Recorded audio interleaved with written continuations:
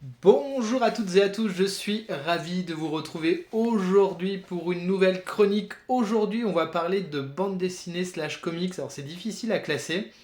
Pourquoi? Parce que l'auteur, il est plutôt anglo-saxon, Royaume-Uni, etc. Il a travaillé longtemps dans l'animation, ça fait 25 ans qu'il y travaille.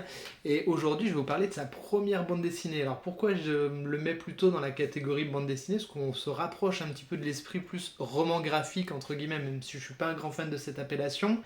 Le mettre 100% dans du comics, non, parce qu'on est sur des récits intimistes, vous allez voir. Néanmoins, on retrouve quand même cette narration classique de la tradition comics des récits indépendants, mais également dans cette narration visuelle vraiment héritée de la tradition de la bande dessinée anglo-saxonne, style Blankets de Greg Thompson ou Adrian Tomin, voilà, ou de Daniel Close. Enfin, on retrouve un petit peu de cet univers-là. Donc, c'est qu'à la fois du comics et de la bande dessinée. Vous savez, on en a déjà parlé sur les 4%, cette difficulté à classer parfois des titres.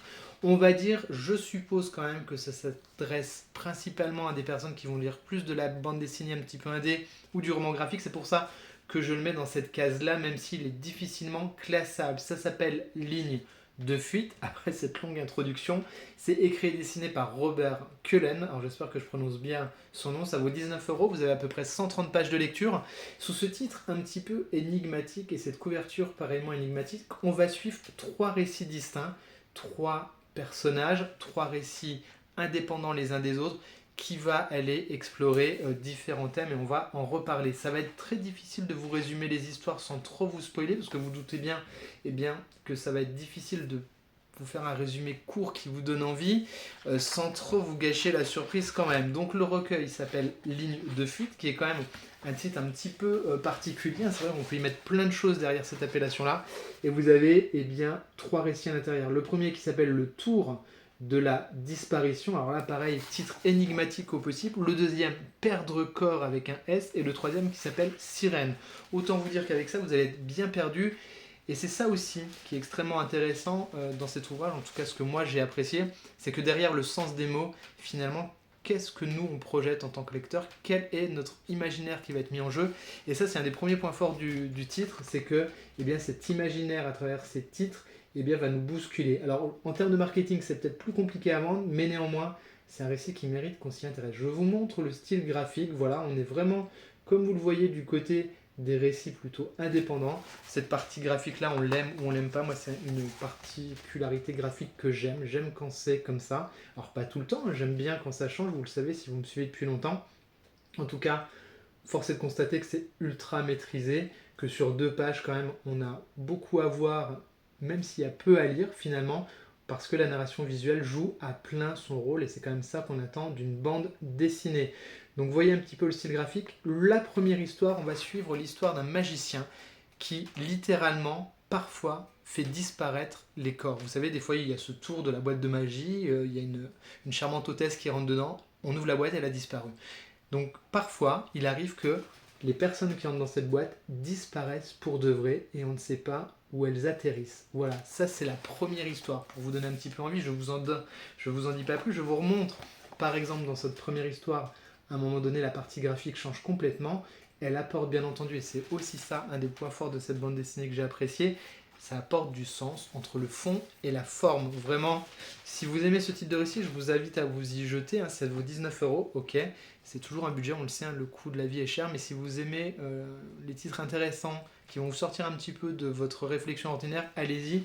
Vous ne serez pas déçus. Le deuxième s'appelle Perdre corps. Et là, on est sur un récit assez bouleversant. Je vous montre un petit peu également le parti pris un petit peu graphique avec des dessins qui sont un tout petit peu plus en rondeur parce qu'on a une histoire d'une maman et de sa fille. Voilà, je vous montre que les premières pages pour pas vous spoiler. Voilà, c'est l'histoire d'une maman et de sa fille qui vont faire du patin à glace et au détour d'une route, malheureusement, il va y avoir un drame. Ça, c'est pour la deuxième histoire. La troisième s'appelle Sirène et autant vous dire qu'elle est particulièrement intrigante. Sirène, on voit une oreille. Moi, tout de suite, j'ai pas capté que c'était une oreille. Je le découvre même en vous faisant la vidéo. Et on va suivre d'abord un petit retour en arrière, comme ça, quelque chose qui se passe en 1981. Il se passe quelque chose entre plusieurs enfants. Vous voyez, hein, il y a une vraie belle narration visuelle. Hein. Vous voyez, sur ce type de planche, pas besoin de beaucoup de mots pour vraiment donner corps au récit et à l'action.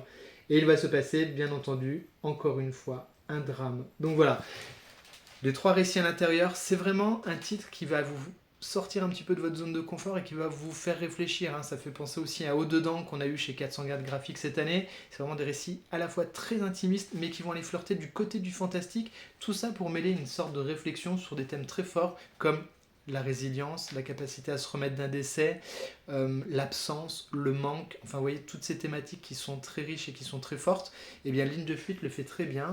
Robert Cullen fait vraiment un super travail, c'est une très très belle première BD, vraiment c'est un auteur à suivre parce que pour le coup quand on a déjà ce niveau de maîtrise sur des récits très courts, hein, vous savez que c'est très difficile de faire quelque chose qui tient en haleine et qui plonge directement dans le cœur des personnages et de l'intrigue en très peu de temps, et bien c'est fait avec maestria, vraiment Ligne de fuite. Si vous avez envie un petit peu de sortir de votre zone de confort habituelle de la lecture de comics classiques, je vous invite vraiment à aller y jeter un œil. Vous regardez, hein, si vous la trouvez en librairie, vous feuilletez quelques pages, vous allez très vite savoir si c'est pour vous.